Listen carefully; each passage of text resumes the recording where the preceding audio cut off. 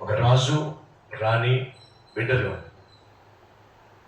ఎంతో సంతోషంగా, హాయిగా, ఆనందంగా వారి రాజ్యాన్ని పరిపాలిస్తున్నప్పుడు శత్రువు సైన్యం అమాంతంగా వచ్చి ఆ రాజును, రాణిని, బిడ్డలను బంధించి తీసుకెళ్ళిపోయారు. అలా బంధించి వారి రాజ్యానికి తీసుకెళ్ళిపోయిన తర్వాత ఆ రాజ్యాన్ని పరిపాలిస్తున్న రాజు బంధించబడిన రాజును, రాణిని, బిడ్డల్ని చూశాడు. వాళ్ళని చూసినప్పుడు ఎందుకో ఆ రాజుకు ఒక ఆలోచన వచ్చింది. వీళ్ళని చూస్తుంటే ఎందుకో కాస్త చూడముచ్చటైన కుటుంబంలా ఉంది. వీళ్ళను నిర్దాక్షిణ్యంగా శిక్షించి జైల్లో పడేయటం కంటే వీళ్ళను పరీక్షలో పాస్ అయితే తిరిగి వారి రాజ్యాన్ని పంపించేద్దాం, చూడముచ్చటైనటువంటి కుటుంబంగా కనిపిస్తుంది అని చెప్పి ఆ రాజు బంధించబడిన రాజును, రాణిని, బిడ్డల్ని పిలిపించాడు. పిలిపించి ఈ మాట అన్నాడు. రాజు అంటున్నాడు ఎదురుగుండా బంధించబడిన రాజును చూసి, నిన్ను వదిలిపెట్టేస్తే నాకేమిస్తావు అడిగాడు. నన్ను వదిలిపెట్టేస్తే నా రాజ్యంలో సగం ఇచ్చేస్తాను అన్నాడు. ఓకే, నీ పిల్లల్ని వదిలిపెట్టేస్తే నువ్వు నాకేమిస్తావు? నా పిల్లల్ని వదిలిపెట్టేస్తే నా రాజ్యం మొత్తాన్ని ఇచ్చేస్తా. ఇక మిగిలింది ఎవరు చెప్పండి? భార్య. రాజు ప్రశ్నిస్తున్నాడు, నీ భార్యను విడిచిపెడితే నాకేమిస్తావు? ఆ రాజు అంటున్నాడు, నా భార్యను ఒకవేళ మీరు విడిచిపెడితే నా ప్రాణాన్ని ఇచ్చేస్తా. ఏమంటున్నాడు? నా భార్యను విడిచిపెడితే నా ప్రాణాన్ని ఇచ్చేస్తా. ప్రశ్నించిన రాజు ఆశ్చర్యపడ్డాడు.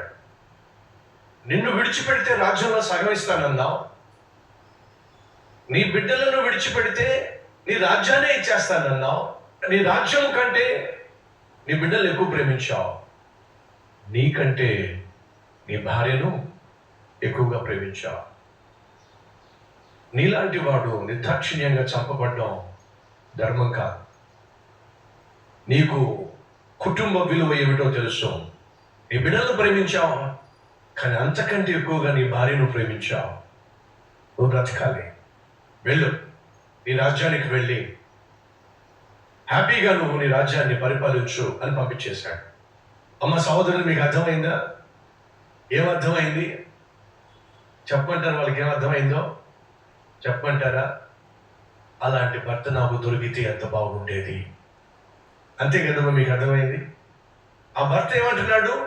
నా భార్యను విడిచిపెడితే నా ప్రాణాన్ని ఇచ్చేస్తా అంటే అర్థం ఏమిటి? తన భార్యను తన ప్రాణంగా ప్రేమించాడు. భార్య, భర్త, రాజు, రాణి, బిడ్డలు తిరిగి వాళ్ళ రాజ్యానికి వెళ్తున్నప్పుడు భర్త అడుగుతున్నాడు భార్యను, ఆ రాజును చూసావా? ఎంత టీవీగా కూర్చున్నాడో, ఆ సింహాసనం చూసావా? ఎంత అద్భుతంగా ఉందో. భార్య అంటుంది, ఆ రాజును నేను చూడలేదండి. ఏమిటి? నన్ను ప్రశ్నించిన రాజును మీరు చూడలేదా? అతను కూర్చున్న సింహాసనాన్ని చూడలేదా? చూడలేదండి. అయ్యో, ఆ రాజు ప్యాలెస్ ఎంత అద్భుతంగా ఉందో నువ్వు గమనించలేదా? గమనించలేదండి. మరి ఏం చేస్తున్నావు? ఏం చూస్తున్నావు? అప్పుడు ఆ భార్య అంది, నా కోసం తన ప్రాణాన్ని ఇచ్చేస్తాను అన్నాడే, అతన్నే చూస్తూ ఉండిపోయానండి నేను. ఎవరిని చూస్తూ ఉండిపోయిందట? తన కోసం ప్రాణాన్ని ఇస్తానన్న అతన్నే చూస్తూ ఉండిపోయానండి. మీకేమర్థం అవుతుంది? భర్త ఏమో భార్య కోసం ప్రాణం పెడతానంటే, భార్య ఏమో భర్త మీదే మనసు పెట్టుకుంది, భర్తనే చూస్తూ ఉండిపోయింది. సహోదరి, సహోదరులు, యేసు మన కోసం ప్రాణం పెట్టాడు. ప్రాణం పెడతాను అనలేదు, ప్రాణం పెట్టాడు. సంఘమైనటువంటి నువ్వు నేను ఎవరిని చూస్తూ ఉండిపోవాలి చెప్పండి? ఆ యేసునే చూస్తూ ఉండిపోవాలి.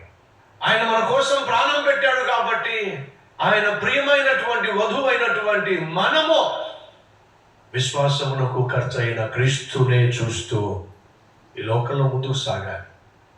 ఈ లోకాశలు కానీ, లోకంలో ఉన్నటువంటి ధన ఘనతలను కానీ, సిరి సంపదలను కానీ, అల్పకాల పాప భోగాన్ని కానీ కాదండి మనం చూడాల్సిందే.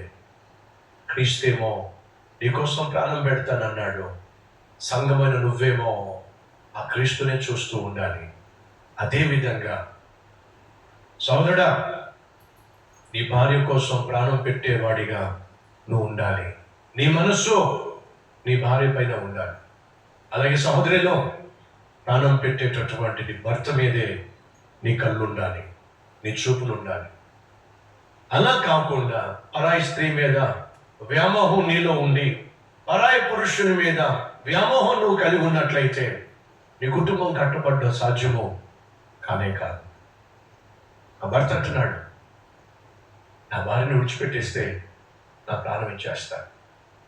ఆ భార్య అంటుంది, తన ప్రాణాన్ని నా కోసం ఇచ్చేస్తాను అన్నటువంటి ఆయన మీదే నా చూపులన్నీ ఉండిపోయినాయి, ఇంకేమీ చూడలేకపోయాను నేను.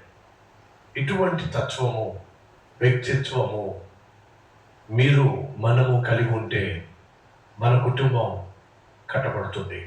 బైబిల్ సెలవిస్తుంది, ప్రేమ కలిగి ఉండుటకు ఏమిటి? ప్రయాసపడండి.